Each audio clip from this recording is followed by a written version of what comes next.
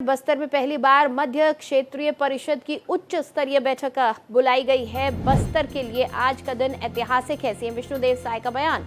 इसके साथ ही आपको बता दें कि मध्य प्रदेश और उत्तराखंड के सीएम इस कार्यक्रम में भाग लेने पहुंचे हैं। केंद्रीय गृह और सहकारिता मंत्री अमित शाह की अध्यक्षता में ये बैठक होगी। छत्तीसगढ़ के मुख्यमंत्री विष्णुदेव साय ने मध्य प्रदेश के मुख्यमंत्री डॉक्टर मोहन यादव और उत्तराखंड के मुख्यमंत्री पुष्कर सिंह धामी का स्वागत किया। मुख्यमंत्री विष्णुदेव साय ने कहा कि 19 मई का दिन बस्तर के इतिहास में एक महत्वपूर्ण और ऐतिहासिक दिन के रूप में दर्ज होने वाला है। और इस खबर पर ज्यादा जानकारी के साथ मेरी सहयोगी प्रियंका हमारे साथ रायपुर से सीधा जुड़ी हुई है, उनसे हम बातचीत करेंगे। प्रियंका, यकीनन बेहद ऐतिहासिक दिन ये है, सिर्फ बस्तर के लिए ही नहीं बल्कि पूरे छत्तीसगढ़ के लिए, क्योंकि एक लैंडमार्क दर्ज किया गया है कि एक तो नक्सलवाद पूरी तरह से खत्म हो गया है और उसके बाद नक्सलवाद खत्म करने के बाद अब आगे की जो योजनाएं हैं उनका क्रियान्वयन होना है। बिल्कुल, बहुत ऐतिहासिक दिन न केवल बस्तर के लिए बल्कि छत्तीसगढ़ के लिए भी। मैं अपने दर्शकों को बता दूं, ये 26वीं बैठक है मध्य क्षेत्रीय परिषद की, सेंट्रल जो जोनल काउंसिलिंग है उसकी ये बैठक है। और इसमें मध्य प्रदेश, छत्तीसगढ़, उत्तराखंड और उत्तर प्रदेश, ये 4 राज्यों को मिलाकर मध्य क्षेत्रीय परिषद को बनाया गया है। इसकी बैठक की अध्यक्षता केंद्रीय गृह मंत्री अमित शाह करेंगे। और आज इन चारों स्टेट्स के बीच में और केंद्र के बीच में बैठ के उन मुद्दों पर बात होगी कि सब मिलके कैसे विकास कर सकते हैं, चारों राज्यों का केंद्र के साथ मिलके। तो ये एक रूटीन बैठक होती है जो हर साल किसी भी एक स्टेट में होती है। पिछले साल वाराणसी में हुई थी ये बैठक, उत्तर प्रदेश में हुई थी, इस बार बस्तर में हो रही है और पहली बार बस्तर में हो रही है। ये 26वीं बैठक है, बहुत ही ज्यादा महत्वपूर्ण बैठक है। आप देखो, बस्तर नक्सल मुक्त हुआ है और बस्तर में आयरन और जैसे बहुत महत्वपूर्ण मिनरल्स हैं, तो इसको लेकर एक बड़ी महत्वपूर्ण बैठक, कैसे चारों राज्य मिलकर केंद्र के साथ मिलकर विकास कर सकते हैं, इस एजेंडे पे आज जगदलपुर में ये मंथन चिंतन होने जा रहा है। जी बिल्कुल, क्या कुछ खास तैयारियां हैं प्रियंका इस बैठक के लिए? देखिए, सुरक्षा व्यवस्था की बात करें तो चाक चौबंद है। भले ही नक्सलवाद समाप्त हो गया हो, लेकिन फिर भी क्योंकि लंबे समय तक, कई दशकों तक बस्तर नक्सलवाद से ग्रस्त रहा है, इसलिए बहुत सारे जवानों का डिप्लॉयमेंट किया गया है। सुरक्षा में कोई चूक ना हो, इसकी विशेष निगरानी की जा रही है। कई सारे दल बनाए गए हैं जो अलग अलग दायित्व उनको सुरक्षा के मिले हुए हैं। उसके साथ ही चूंकि इसको छत्तीसगढ़ होस्ट कर रहा है, इस बैठक को छत्तीसगढ़ इसकी मेजबानी कर रहा है, तो छत्तीसगढ़ी पकवान आज वहां परोसे जाएंगे, क्योंकि 4 स्टेट्स के मुख्यमंत्री रहेंगे, खुद अमित शाह वहां से आए हुए हैं कल से। तो एक बहुत महत्वपूर्ण बैठक ये है।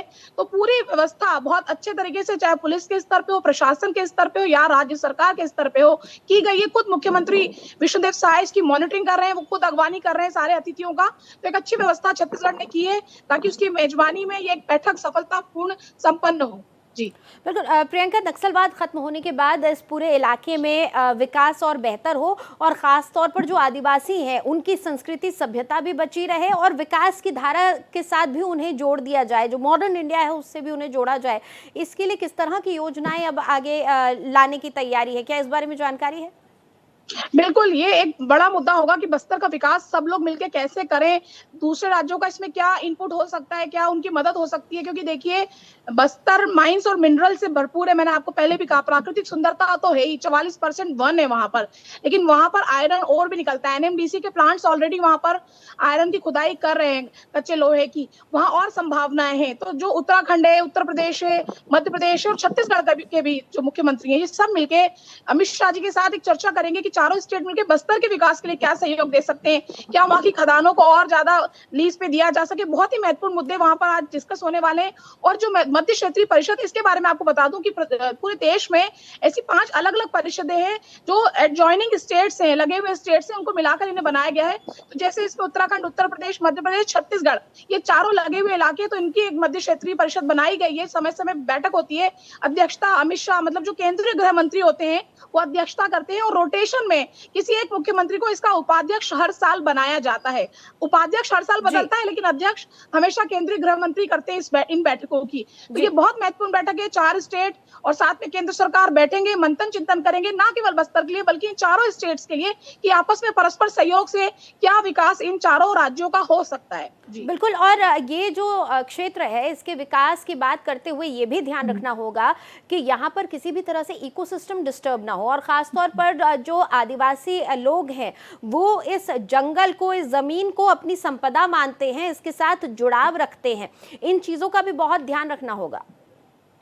बिल्कुल सही आपने बात की। 2 चीज़ों पे बहुत सरकार फूँक के कदम कर रही है। एक तो आपने कहा कि यहाँ की सांस्कृतिक और जो पर्यावरणीय जो चिंताएँ हैं, उसमें कोई छेड़छाड़ ना हो।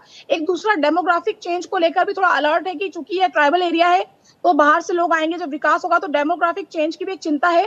तो इस पे भी चर्चा होगी कि कैसे इस पूरे बस्तर का जो पर्यावरण का संतुलन है, सामाजिक, सांस्कृतिक संतुलन है, उसको बनाए रखते हुए इस क्षेत्र का विकास हो, रोजगार के अवसर यहाँ उपलब्ध हो। अभी तो वहाँ हॉस्पिटल्स और स्कूल्स भी बहुत सारे इलाके ऐसे हैं, अबूझमाड़ जैसे जहाँ कुछ है नहीं, वो खोले जाने हैं।